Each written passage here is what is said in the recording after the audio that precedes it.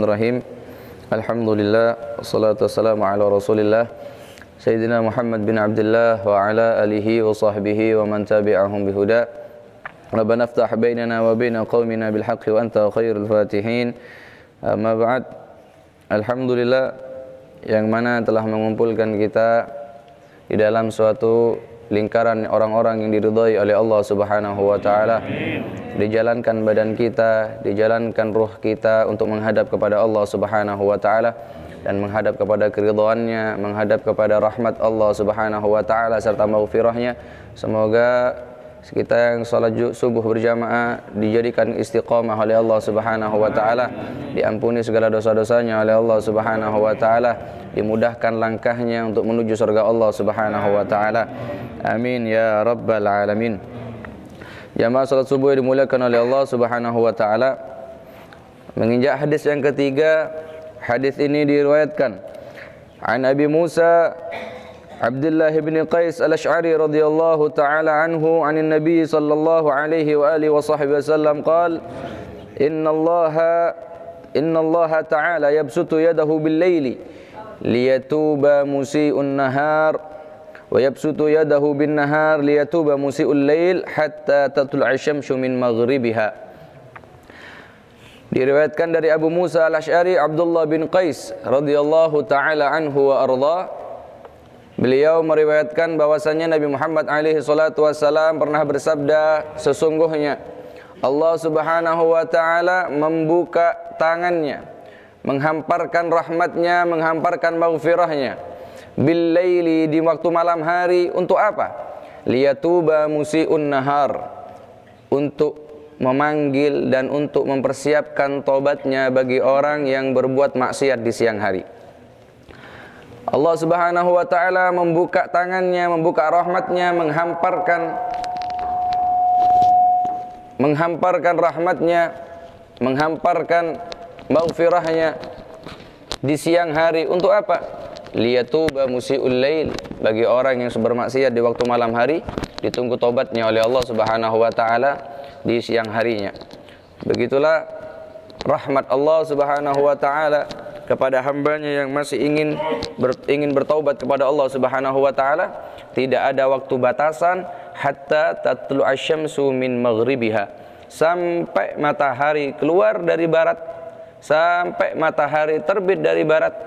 Pada saat itulah sudah tertutup pintu taubat atau tertutup bagi orang yang belum beriman dan ingin beriman kepada Allah Subhanahu wa taala, atau bagi orang yang maksiat kepada Allah Subhanahu wa taala kemudian melihat suatu fenomena terbitnya matahari dari barat, kemudian dia ingin taubat, dia ingin berhenti dari maksiatnya, dia ingin berbuat baik, maka di saat itulah perbuatan sudah ditutup, perbuatan baik ditutup, catatan amal ibadahnya oleh Allah Subhanahu wa taala. Baik, Abu Musa al-Ash'ari, beliau anak namanya adalah Abdullah bin Qais bin Sulaim, termasuk daripada kaum Asy'ar. Kaum Asy'ar itu asalnya dari kota Yaman, dari negara Yaman. Pada saat itu Abu Musa al-Ash'ari diriwayatkan beliau adalah sahabat yang katanya ikut hijrah ke Habasyah, kemudian hijrah ke Madinah.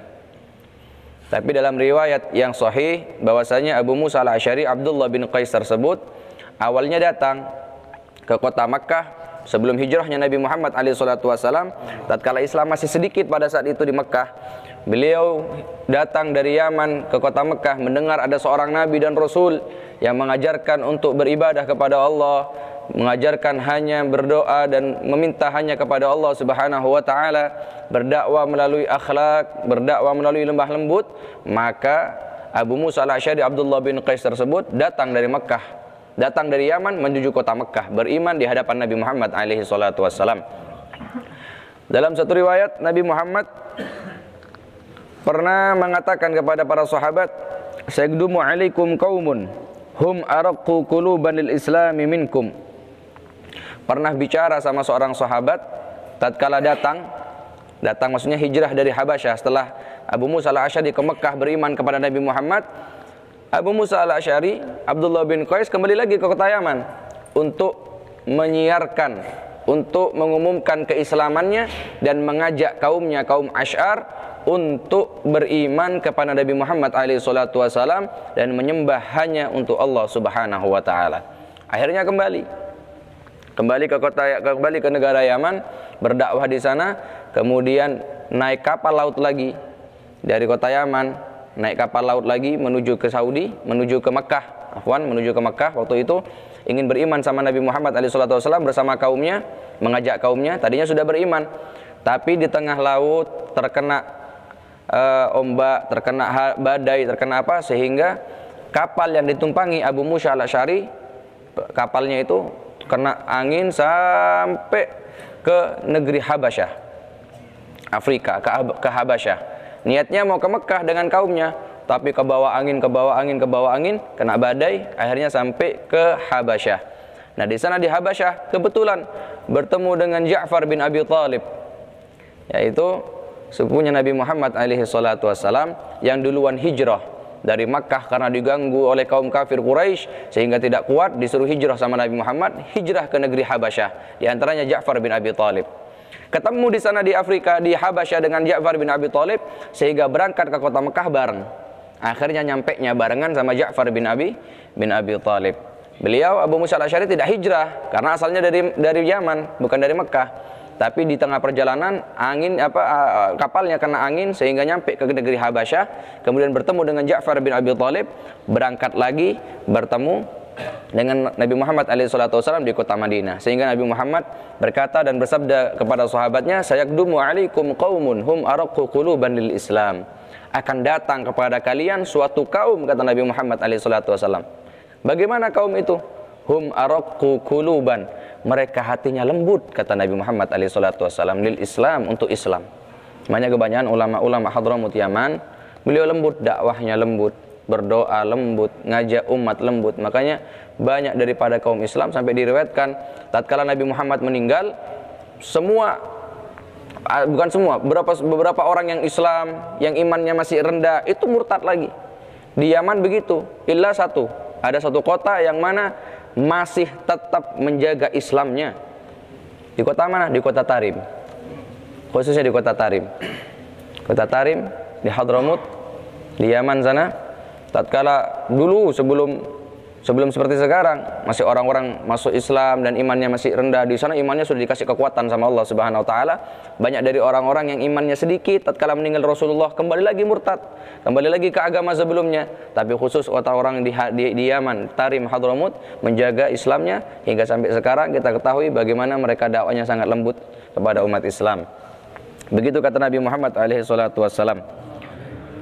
Makanya Abu Musa al-Asy'ari radhiyallahu ta'ala anhu wa arda pernah tanya sama Nabi Muhammad SAW, diutus sama Nabi karena dia orang Yaman, diutus ke Yaman, diutus ke kota Aden, ibu kota Yaman pada saat itu dan saat ini, diutus lagi di daerah-daerah pesisir sama Nabi Muhammad sebagai gubernur pada saat itu. Kemudian tanya, ada minuman ini kok minumannya aneh, minumannya dari perasannya madu, kemudian dari perasannya gandum. Jadi kayak gandum mungkin di jus, diperas, disimpan sampai beberapa tahun diminum. Itu buat orang mabuk. Atau madu itu disimpan atau digimanakan, pokoknya perasan madu diolah atau bagaimana sampai mabuk. Kemudian tanya sama Nabi Muhammad SAW, ya Rasulullah, ini di sini ada minuman aneh katanya. Minumannya ini dari perasan gandum sama madu. Kalau di Arab zaman jahiliyah perasannya perasan anggur sama korma. Kayak jus diperas gitu, kemudian disimpan, ditaruh di botol atau disimpan di wadah gitu, terus dikubur di tanah sampai beberapa tahun, kemudian dibuka diminum, itu bisa mabuk. Katanya seperti itu, wallahu alam. Kemudian, ya ini aneh, ini dari perasan gandum sama madu ya Rasulullah. Satu jawaban Rasulullah SAW, kullu muskirin haram. Setiap yang memabukkan haram. Oh itu kan khomer bib, yang haram bib. Kalau Pak Tua kan enggak apa-apa, atau cap Pak Tua itu apa namanya itu, Pak Jenggot apa. Ya, itu enggak kan bib, enggak ada dalam hadis, enggak ada dalam Al-Qur'an itu kan, yang ada kan khomer yang di Arab itu. Kata Nabi Muhammad, kullu muskirin haram. Yang memabukkan haram. Epil haram, kalau sampean makan itu bisa mabukkan, haram. Tidak boleh. Ikan tongkol sampean bisa mabuk gara ikan tongkol, haram. Makan ikan tongkol sampean. Kalau bisa memabukkan sampean, tidak boleh. Nabi Muhammad SAW, kullu muskirin haram. Apalagi mereknya di Indonesia banyak. Ada Tua, ada apa lagi di Tuban itu ada Legen. Pokoknya model-model macam-macam. Pokok yang segala yang bisa memabukkan. Ini khas, Bib. Khas Indonesia. Diminum ya apa? Anget terus ngeliyeng. Ya tidak boleh mabuk namanya. Tapi nyihat, tidak ada nyihatkan seperti itu. Nabi Muhammad sudah kasih definisi kullu muskirin haram itu otomatis bisa yang memabukkan itu penyakit bagi badan. Namanya ummul khaba'ith. Ummul khaba'ith adalah ibunya segala kejelekan. Makanya pusat daripada segala maksiat awal mulanya ya mabuk. Tidak sadarkan diri. Makanya mabuk tersebut diriwayatkan bahwasanya mabuk itu dosanya mabuk lebih asyad, lebih parah daripada zina 40 kali dengan orang tuanya sendiri. Na'udzubillah min dzalik. Dosanya mabuk lebih asyad, lebih parah daripada zina 40 kali dengan orang tuanya sendiri. Kenapa? Karena suatu ketika Nabi Muhammad meriwayatkan suatu hadis, ada seseorang ahli ibadah. Ada seseorang yang ibadahnya luar biasa. Ahli ibadah, ahli salat, ahli tahajud misalnya dia itu. Kemudian suatu ketika tertawan oleh suatu musuh, tertawan sama orang jelek, tertawan sama orang ahli syar, orang bejat ditawan, disuruh pilih. Kamu milih. Kamu minum khamr atau kamu ini bunuh seseorang atau kamu zina dengan seseorang. Jadi dimasukkan dalam satu ruangan, dikasih milih. Itu kalau kamu harus maksiat. Kalau tidak maksiat kamu tak bunuh. Tapi kamu milih. Jadi enak, suruh maksiat masih kasih pilihan. Yang tidak enak sebenarnya. Cuma daripada dibunuh. Katanya kalau kamu tidak nurut, kamu saya bunuh. Ada pilihan, kamu minum minuman keras, kamu bunuh seseorang, kamu zina sama seseorang itu ada. Sudah disiapkan semua, khomernya sudah disiapkan, pedangnya disiapkan dengan orang sudah diikat. Kemudian ada seorang wanita juga disiapkan di situ. Akhirnya ini orang ahli ibadah. Dia pikir, ini ya apa ini, harus maksiat ini, harus ini. Kalau tidak saya dibunuh. Akhirnya dia milih apa? Kalau saya bunuh orang, wah dosanya besar. Besar nih, bunuh orang tanpa hak ini, tanpa adanya yang benar ini. Saya bunuh orang, ganggu orang, dosanya besar. Tidak, saya tinggalkan. Akhirnya zina. Aduh, ini saya kok dipilihkan zina nih. Na'udzubillah min dzalik. Saya tidak pernah zina seperti itu. Tidak pernah menyentuh wanita yang bukan mahramnya. Kok disuruh untuk berzina? Ditinggalkan. Ah, ini nih. Minuman ini yang sedikit ini katanya. Sebotol cuma. Tidak apa-apa wes, ini mungkin dosanya kecil katanya. Karena sebotol tidak terlalu, ini kan untuk saya sendiri, tidak untuk saya tidak bunuh, tidak saya tidak zina. Akhirnya diminum sebotol. Diminum sebotol sampai hatta yakhmur aqlu. Makanya dikatakan khamr yakhmur aqlu, yaitu akalnya dicabut sama Allah. Artinya hilang akalnya. Orang mabuk kan tidak punya akal. Orang mabuk tuh kadang muntah sendiri di tempatnya, buang air sendiri di tempatnya, buang kotoran sendiri di tempatnya, hina. Karena akalnya tidak ada. Dicabut sama Allah. Makanya orang yang minum la yashrab syarib hina yashrab fahuwa mu'min. Makanya orang yang minum minuman keras itu tatkala dia minum dicabut keimanannya sama Allah Subhanahu wa taala. Na'udzubillah min dzalik. Kalau sampai mati dalam keadaan minuman keras, mabuk, tidak bawa iman di hadapan Allah Subhanahu wa taala. Wal iyadu billah. Minum satu botol hilang akalnya. Setelah hilang akalnya orang tersebut kemudian sudah hilang melihat ada seorang wanita dizinai sama dia. Setelah minum, akalnya dicabut sama Allah, melihat wanita yang sudah telanjang dizinai sama orang laki-laki ini, diperkosa sama orang laki-laki ini. Kemudian ternyata yang diikat suaminya. Berontak suaminya. Karena ya bagaimana seorang wanitanya disentuh sama laki-laki lain? Berontak karena orang ini melihat kok ada orang laki-laki berontak, ini apa? Diambilkan pedang, ditebas sekali, dibunuh. Jadi satu pusatnya. Gara-gara minuman keras dia lakukan perzinahan. Gara-gara minuman keras yang memabukkan dia bunuh seseorang. Makanya banyak di zaman sekarang atau kita lihat berita anak-anak muda mabuk mukul orang. Anak-anak muda mabuk begal orang. Orang-orang muda, anak-anak muda mabuk nanti mencuri barangnya orang. Satu, semuanya induknya satu. Kullu muskir, segala yang memabukkan itu ummul khaba'ith. Itulah yang namanya induknya segala kejelekan. Makanya kalau pengen Indonesia aman, semuanya tentram, tidak ada apa-apa, tutup pabrik miras. Insya Allah semuanya aman. Karena itu induknya, satu. Kalau masih, Masya Allah, buka pabrik bir, cap orang tua, cap anak bayi, cap siapapun saja sudah. Kalau masih buka dan bisa memabukkan, tidak bakal tentram, karena itu induknya daripada maksiatan di situ semua. Tapi harus ditutup semuanya, insya Allah semuanya aman. Seperti di kota Mekah pada saat itu, pada saat diharamkan Madinah, pada saat diharamkannya khamr oleh Allah Subhanahu Wa Taala, langsung di gudang-gudangnya orang-orang mukmin, orang-orang Mekah sana dulu minumannya senangannya begitu, karena menghangatkan tubuh kalau musim dingin. Musim dingin seperti ini nih, sekarang ini paling enak, hangat. Kalau kita kan wedang jahe sudah hangat. Lalu di sana enggak, khamr, macam-macam, banyak macamnya, jenisnya, mereknya, semuanya ada. Tatkala diturunkan ayat haramnya daripada khamr, mereka hancurkan semuanya. Sampai-sampai kata seorang sahabat, seakan-akan di kota Madinah banjir khamr. Dari setiap rumah itu bukan 1 botol, 2 botol, bukan 1 galon, 1 apa namanya itu, tandon, 5 tandon 1 rumah.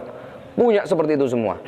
Dengar Nabi Muhammad mengharamkan khamr, Allah Subhanahu Wa Taala mengharamkan khamr dari lisan Nabi Muhammad SAW, dihancurkan semuanya itu khamr. Sampai seakan-akan kota Madinah banjir dengan minuman keras atau khamr. Makanya bahaya.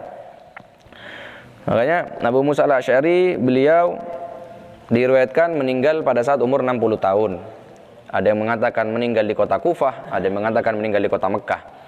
Umurnya beliau diriwayatkan 60 tahun, meninggal tahun 43 Hijriah, atau ada yang meriwayatkan antara 40-an sampai 50 Hijriah. Ada yang mengatakan 50 Hijriah meninggalnya Abu Musa al-Asy'ari radhiyallahu ta'ala anhu wa arda. Nabi Muhammad alaihi salatu wasallam bersabda dalam hadis ini, "Innallaha yabsut yadahu bil-lail." Allah Subhanahu wa taala membuka tangannya di malam hari, membuka rahmatnya, membuka hidayahnya, membuka taubatnya. Untuk siapa sih? Liyatub musi'un nahar, untuk memberi taubat kepada orang yang maksiat di siang hari. Ulama mengatakan kalau tanda-tandanya membuka tangan, itu berarti orang itu diterima. Bagaimana sih sampean kalau mau terima barang? Bagaimana kita kalau mau dikasih barang kemudian kita terima? Bagaimana? Gegem atau buka tangan kita? Buka, tidak ada. Nyok, mas kamu kasih ini. Gini tangan sampean, ya ndi suwun. Tidak bisa. Kebuka. Kalau sampean buka dikasih. Nah makanya digambarkan sama Nabi Muhammad SAW, Allah buka tangannya. Kenapa? Menunggu. Mana yang mau tobat? Tak terima sama saya. Mana yang siang hari tadi maksiat, yang siang hari tadi berbuat dosa, malam hari Allah tunggu. Mungkin di sholat tahajudnya dia istighfar, mungkin di sholat malamnya dia minta ampun, mungkin dibangun malamnya dia zikir, ingat kepada saya ampuni, kata Allah Subhanahu wa taala.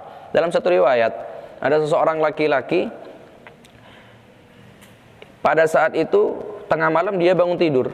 Dia orang ahli maksiat, dia naudzubillah maksiat di siang harinya.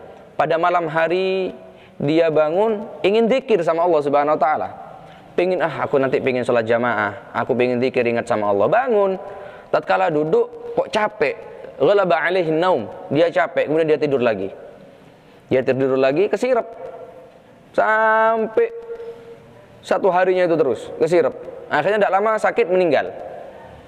Akhirnya dalam satu riwayat tersebut, orang tersebut diampuni dosanya sama Allah Subhanahu wa taala. Malaikat takjub, malaikat heran. Kenapa kok ini orang nih maksiat siangnya kok bisa diterima sama Allah Subhanahu wa taala? Kemudian ditanya, "Ya Allah, ini di catatan-catatan amal dia belum taubat ya Allah." Bal yatub, katanya. Iya, dia taubat, kata Allah Subhanahu wa taala. Dia pernah 1 hari pada saat itu dia tidur malam. Akhirnya dia malam bangun, dia ingin zikir, ingin sholat, niat bangun ingin zikir, tapi dia ketiduran. Maka dengan niatnya itulah, dengan niat taubatnya, dengan niat zikirnya itu, saya ampuni dosa-dosanya hamba itu, katanya Allah Subhanahu wa taala. Rahmat Allah luas. Makanya ini yang minta siapa? Bukan kita yang minta. Bukan kita yang minta, ayo ya Allah saya bukakan tangan kau, saya ingin taubat. Enggak, Allah nawarkan dirinya. Ayo buka tangannya, dibuka sama Allah. Minta Allah Subhanahu wa taala sama sampean, mana yang mau taubat? Tak terima sama saya, kata Allah Subhanahu wa taala. Dari saking rahmatnya Allah besar kepada kita, tinggal kita mana yang mau tobat kepada Allah Subhanahu wa taala. Dibuka siang hari 24 jam, tidak pernah selama-lamanya Allah Subhanahu wa taala tidak pernah menutup pintu tobatnya. Masih terus dibuka sama Allah Subhanahu wa taala. Yang malamnya maksiat ditunggu siangnya sama Allah, kapan dia tobat. Yang siangnya dia maksiat ditunggu malamnya sama Allah Subhanahu wa taala, kapan dia mau tobat, kapan dia untuk kembali lagi kepada Allah Subhanahu wa taala. Makanya kesempatan itu besar. Sampai katanya Nabi Muhammad SAW, ada 3. Kalau 3 ini sudah muncul ke permukaan dunia, maka sudah la yanfa' imanun. Tidak manfaat iman tersebut bagi orang tersebut, atau orang tersebut ingin berbuat baik, kalau sudah 3 ini keluar tidak manfaat. Apa katanya? Tatla' syams min maghribiha. 1, matahari sudah terbit dari barat, maka sudah tidak diterima orang itu tobat atau iman kepada Allah. Ad-dukhan, asap. Nanti di hari kiamat nanti bakal ada asap. Seluruh dunia ini selimuti asap kayak petang. Beberapa hari, beberapa bulan tuh gelap semuanya asap. Ad-dukhan datang dari langit nanti. Ini bisa mematikan orang-orang yang iman. Orang yang tidak punya iman masih tetap bakal nanti. Makanya sekarang ini jangan mau ditipu media TV. Ada gerhana bulan total. Wah, ini fenomena langka ini. Ayo jual teropong semua suruh lihat. Kata Nabi Muhammad, kalau ada seperti itu, lari ke masjid, sholat khusuf, sholat gerhana matahari, sholat gerhana bulan. Kenapa? Itu bukan fenomena, itu peringatan dari Allah Subhanahu Wa Taala. Nah, kalau seandainya bulan tertutup atau matahari tertutup selama-lamanya tidak dibuka sama Allah, bagaimana nasib dunia ini? Dunia ini butuh dengan matahari, tumbuhan butuh dengan matahari, imun sampean kepingin kuat ya butuh dengan matahari. Semuanya butuh dengan matahari. Kalau sudah ditutup sama Allah Subhanahu Wa Taala, tidak bakal balik. Bagaimana? Makanya suruh kembali kepada Allah, suruh tobat lagi kepada Allah Subhanahu Wa Taala. Ada sesuatu apa nanti? Oh, ini fenomena. Bahkan sekarang penelitian dari NASA, penelitian antariksa itu yang meneliti bulan, meneliti bintang, dia mengatakan apa? Kemungkinan beberapa ribu tahun lagi katanya, wallahu alam, ini kan prediksinya mereka. Kemungkinan besar matahari akan terbit dari barat karena pergeseran ini ya, pakai ilmunya mereka. Kalau sampean yang bilang orang Amerika, oh iya karena dia punya ilmu. Ini yang sudah ngomong 1400 tahun yang lalu. Siapa yang bicara? Nabi Muhammad SAW. Tidak pakai teropong, tidak pakai pesawat, tidak pakai apa. Nabi Muhammad bilang apa? Kalau sampai matahari sudah terbit dari barat, hati-hati, iman sudah tidak terima. 1400 tahun yang lalu. Dan diteliti sama orang Amerika, betul. Karena pergeseran. Sekarang matahari agak berubah sedikit. Karena agak lebih ke utara atau bagaimana gitu katanya. Dan bakal terjadi nanti matahari akan terbit dari barat. Oh, sampean percaya? Yang ngomong orang Amerika karena punya teknologi. Yang ngomong Nabi sampean. Yang ngomong Nabi kita, junjungan kita Nabi Muhammad SAW. Tidak manfaat iman. Lebih iman sama orang Amerika sama Nabi Muhammad sampean. Sudah tidak ada manfaatnya lagi iman. Yang tadinya kafir, saya mau beriman, betul ternyata Nabi Muhammad ditutup sama Allah. Sudah masuk dukhon, juga asap tidak diterima. Yang terakhir dabbatul ard, dabbah, hewan melata yang bakal nanti keluar dari tanah, yang ngasih tahu bahwasanya tentang hari kiamat. Itu keluar sampai ada hewan keluar dari tanah, dabbatul ard, bisa bicara seperti manusia, begini-begini. Tidak diterima, sudah habis waktunya. Masa untuk bertobat kepada Allah. Makanya ayo sekarang tobat. Katanya Nabi Muhammad SAW, pintu tobat Allah Subhanahu Wa Taala lebar. Dari terbitnya matahari dari ujung barat sampai ujung timur. Tidak ada ratusan kilometer, ribuan, tidak ada. Dari ujung barat, ujung timur, pintu tobat Allah terbuka. Kapan tertutupnya? Hatta tatlu asyams min maghribiha. Kalau sudah matahari keluar dari barat, tertutup itu pintu tobatnya Allah Subhanahu Wa Taala. Apapun dosanya, apapun masalahnya, apapun salahnya, kita tobat kepada Allah Subhanahu Wa Taala. Selama salah tersebut, selama dosa tersebut antara kita dengan Allah Subhanahu Wa Taala. Kalau antara sesama manusia, tidak diterima maaf kita kepada Allah Subhanahu Wa Taala kecuali kita minta maaf sama manusia tersebut. Punya salah sama temannya, sama tetangganya, pernah ghibah, pernah ngerasani, pernah nuduh yang bukan haknya, itu nanti dimintai pertanggungjawaban di hadapan Allah Subhanahu Wa Taala. Saya minta maaf ya Allah, dulu saya khilaf, saya pernah nuduh orang itu ini itu. Tidak diterima kecuali kita minta maaf sama orang tersebut, baru nanti dimaafi sama Allah Subhanahu Wa Taala. Ngambil barangnya orang, mencuri yang bukan haknya, minta tobat sama Allah, tidak bakal dikasih tobat sama Allah Subhanahu Wa Taala kecuali kita minta maaf sama yang punya barang. Nah, makanya kalau dosa kita di antara kita dan Allah Subhanahu Wa Taala, tobat. Sebagaimana satu riwayat hadis, seorang pemuda datang kepada Sayyidina Umar menceritakan masalah dosanya. Nangis Sayyidina Umar mendengarkan dosa-dosanya ini orang sudah bejat ini. Akhirnya ayo kita bilang ke sama Nabi Muhammad SAW. Akhirnya seorang pemuda dengan Sayyidina Umar berangkat ke rumah Nabi Muhammad SAW. Apa katanya? Ya Rasulullah, syabun fi babik, ada pemuda di depan pintumu ya Rasulullah. Kenapa engkau menangis ya Umar? Kenapa engkau menangis ya Rasulullah? Syabun fi babik ahraqat qalbi, atau ahraqa qalbi.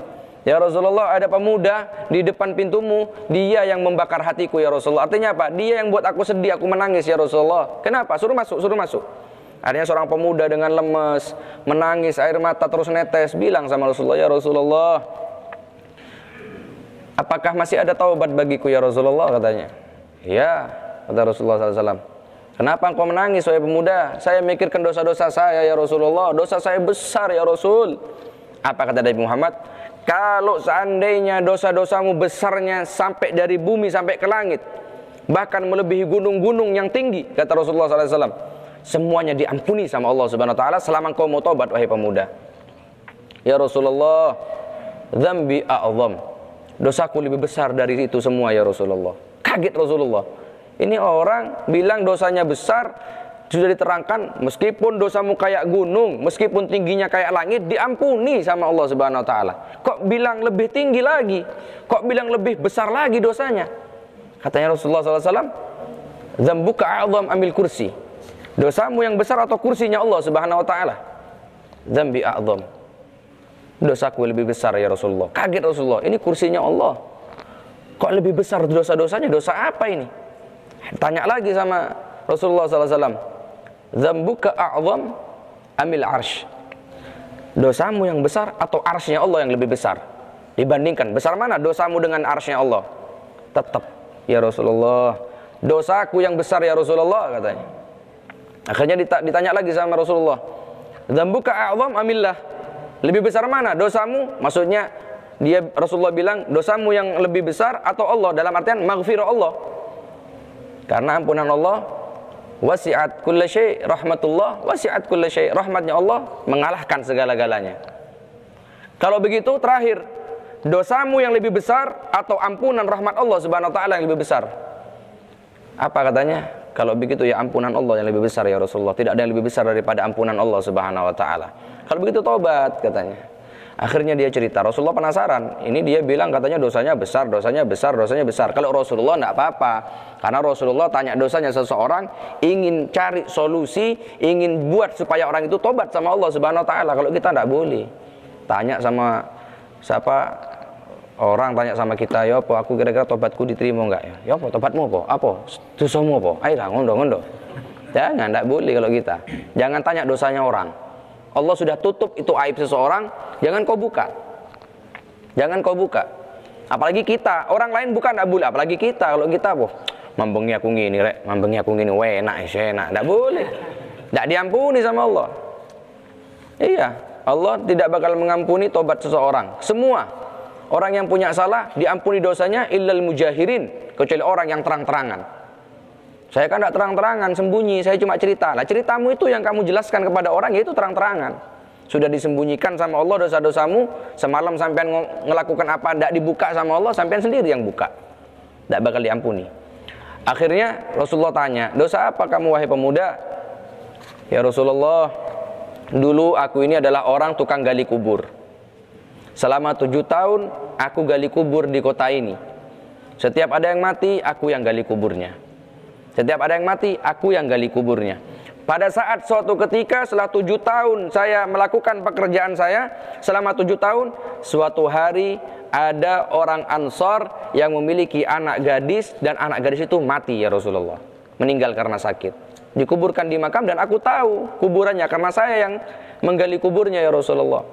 Pada saat malam hari datang setanku ya Rasulullah, aku gali kembali itu kuburan ya Rasulullah.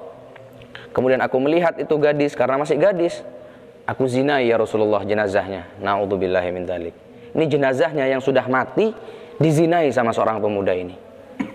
Aku zinai jenazahnya ya Rasulullah. Kemudian setelah aku zinai, aku tidak kubur kembali. Maksudnya apa? Tidak ditutup kembali kuburannya, biar seperti itu. Akhirnya karomahnya seorang perempuan ini, dia bangkit lagi, dibangkitkan sama Allah. Kemudian, ya fulan, hei pemuda, bagaimana tanggung jawabmu? Kau tinggalkan aku seperti ini di hadapan Allah. Kau tinggalkan aku telanjang di hadapan Allah Subhanahu Wa Taala. Kau tinggalkan aku berhadas, engkau sudah zinai aku, engkau tidak mandikan aku. Kau tinggalkan aku seperti ini di hadapan Allah Subhanahu wa taala, katanya. Sungguh kau manusia yang paling bejat wahai pemuda, katanya. Kau zinahi aku, kau biarkan aku telanjang, kau biarkan aku junub, janabah, kau biarkan aku begini di hadapan Allah Subhanahu wa taala, aku malu, katanya. Kata mayit wanita gadis tadi yang dizinai, jenazah itu dibangkitkan sama Allah dan bicara sama orang pemuda. Langsung kaget pemuda itu lari kemudian berkata sama Sayyidina Umar, nangis-nangis, lapor sama Nabi Muhammad SAW. Dengar perkataan seperti itu, dengar cerita seorang pemuda yang bejatnya begitu luar biasa. Nabi Muhammad marah, diambil lehernya anak pemuda ini, didorong, diusir dari pintunya Nabi Muhammad SAW. Keluar engkau, kata Nabi Muhammad SAW, keluar dari rumahku, katanya. Ya fasik, orang fasik, keluar kau, katanya. Marahnya Nabi Muhammad otomatis bagaimana coba? Nabi Muhammad yang marah. Keluar kau fasik, katanya. Mahwajaka ilan nar, kau ini lebih pantas masuk neraka, kata Nabi Muhammad SAW. Keluar seorang pemuda ingin tobat sama Allah. Keluar dari rumah Nabi Muhammad 40 hari dia tidak pulang, dia mengasingkan diri di hutan. Berdoa menangis dia di hadapan Allah. Ya Allah, wahai Tuhanku, wahai Tuhan Nabi Muhammad, wahai Tuhan orang-orang mukmin. Kalau seandainya aku ini tobat tidak diterima, ya Allah, dengan Engkau, izinkan aku sudah bakar aku di dunia. Tidak apa-apa, turunkan api dari langit, ya Allah, bakar aku di dunia, supaya aku tidak merasakan adab di akhirat. Turunkan api, ya Allah, adab saya sudah, Rasulullah sudah tidak terima saya. Otomatis saya takut nanti diadab yang pedih di akhirat. Nangis ini pemuda, nangis sejadi-jadinya 40 hari. Kemudian malaikat Jibril diutus sama Allah Subhanahu wa taala.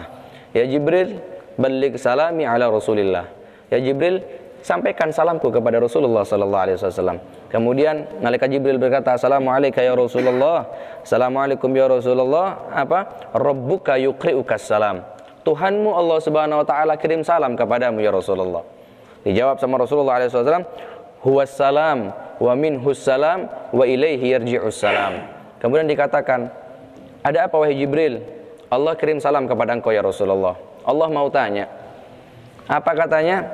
"Wahai Muhammad, apakah engkau yang menciptakan makhluk atau Allah Subhanahu wa taala?" Apa katanya Nabi Muhammad? Dijawab, "Bal huwallazi khalaqahum."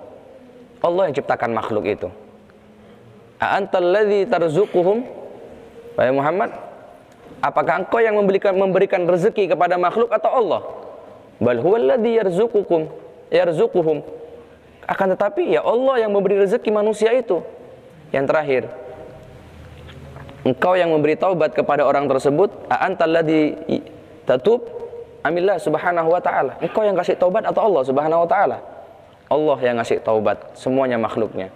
Kemudian bilang, "Ya Rasulullah, sesungguhnya pemuda tadi sudah ingin bertobat kepada Allah Subhanahu wa ta'ala. Pemuda tadi sudah meninggalkan segala maksiatnya, dia sudah menyesal, dia sudah nadamah, menyesal dan meninggalkan itu semua. Dia menghadapmu ingin bertobat kepada Allah Subhanahu wa ta'ala, dan malam ini Allah terima tobatnya," katanya. Malam ini Allah terima tobatnya, maka maafkan pemuda tersebut. Maka Nabi Muhammad SAW nyuruh pada sahabatnya, cari itu pemuda tadi, mana? Dikasih kabar gembira bahwasanya Allah Subhanahu wa ta'ala mengampuni segala dosa-dosanya. Dipanggil kemudian pemuda tersebut menghadap Nabi Muhammad, bilang bahwasanya Allah mengampuni segala dosa-dosamu wahai pemuda. Subhanallah, begitu meskipun segala dosanya seperti apapun. Ini dosa paling luar biasa. Zina sama manusia aja dosa. Ini zina sama mayit, zina sama jenazah. Na'udzubillah min dzalik. Tapi Allah Subhanahu wa ta'ala sudah buka pintu rahmatnya, Allah Subhanahu wa ta'ala buka pintu taubatnya, diterima sama Allah Subhanahu wa ta'ala. Dan syarat terakhir, syarat kalau orang ingin taubat ada 3. Bukan taubat astagfirullah selesai. Ada 3 taubat itu. Apa? An yandam ala fi'liha. Orang kalau sudah maksiat, pertama harus kalau ingin taubat nyesel dia melakukan itu. Dia mau taubat harus nyesel. Bagaimana dia mau taubat kalau yang dilakukan maksiatnya tidak nyesel? Tuh mana aku tobat apa maksiat enak? Tidak boleh. Atau dia tidak nyesel, astagfirullah ya Allah, saya tobat sama engkau maksiat yang saya lakukan. Saya terpaksa itu maksiat itu. Tapi kamu nyesel? Enggak, karena saya terpaksa. Tidak boleh seperti itu. Harus nyesel. Mau sampean terpaksa, mau sampean tidak terpaksa, sampean harus tobatnya itu sampean menyesal kepada Allah Subhanahu wa taala. Kemudian an yuqli'a al-ma'siyah. Kemudian maksiat itu harus ente cabut dari hati sampean. Sampean tinggalkan itu. Kalau sampean orangnya terbiasa, naudzubillah, terbiasa sampean ini orangnya minta maaf, sering judi, tinggalkan itu judi. Nyesel sampean, ya Allah kemarin saya judi, saya nyesel. Kenapa? Tidak menang-menang saya ternyata. Bukan karena tidak menang-menangnya sampean, karena sampean maksiatnya itu sampean harus nyesel. Coba biar aku nggak judi kan iso duwe oma aku yo. Nyesel aku judi apa gak menang. Bukan itu. Tapi nyesel sampean gara-gara maksiat, karena nyesel sampean melanggar yang sudah dilarang sama Allah. Bukan karena sampean rugi tok aku nyesel, bukan. Karena sampean memang sampean ini maksiat sama Allah Subhanahu wa taala. Tinggalkan itu semua.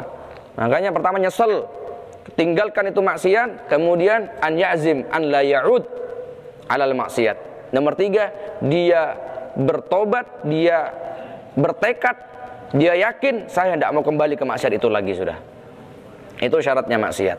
Syaratnya apa? Syaratnya tobat dari maksiat.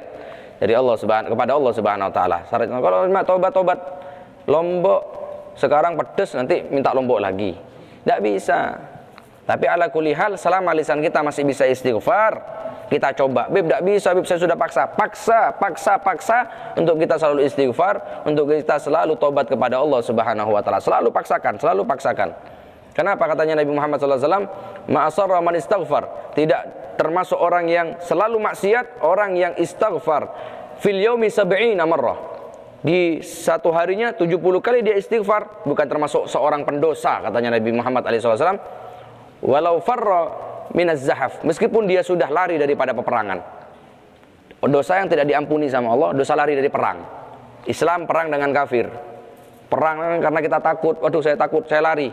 Itu dosa yang paling luar biasa itu. Setelah syirik kepada Allah, tidak diampuni. Nah, orang yang 70 kali setiap hari istighfar, astagfirullah,